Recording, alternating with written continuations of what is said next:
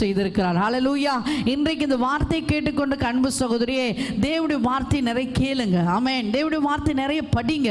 வசனத்தை கேட்க கேட்க, வசனத்தை வாசிக்க, வசனத்தை நம்ம படிக்கும் பொழுது, அதை தியானம் செய்யும் பொழுது, நமக்குள் இருக்கிற செத்து போய் இருக்கிற வனாந்திரம் போல இருக்கிற நம்முடைய வாழ்க்கை கர்த்தர் உயிரடைய செய்வார். கரங்களை தட்டி கர்த்தரை மகிமைப்படுத்துவோமா? இதோ நான் உங்களுக்குள்ள ஆவியை பிரவேசிக்க பண்ண, நீ வார்த்தையை எவ்வளோ கேட்கிறியோ பரிசுத்த ஆவியானவரை தேவன் பிரவேசிக்க பண்ணுவார். ஹல்லேலூயா.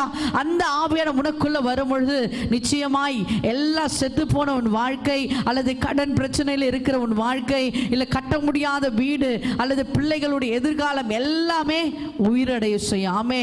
இந்த உலகத்தில் காட்டிலும், உலகத்தில் மற்ற பிள்ளைகளை காட்டிலும் உன் பிள்ளைகள் ஆசீர்வாதமாய் வளருவாங்க. இந்த உலகத்தில் மற்ற குடும்பத்தை காட்டிலும் உன் குடும்பம் ஆசீர்வாதமாய் இருக்கும். எப்பொழுதுனா கர்த்தருடைய வார்த்தை நீ கேட்க கேட்க. ஹல்லேலூயா. கர்த்தருடைய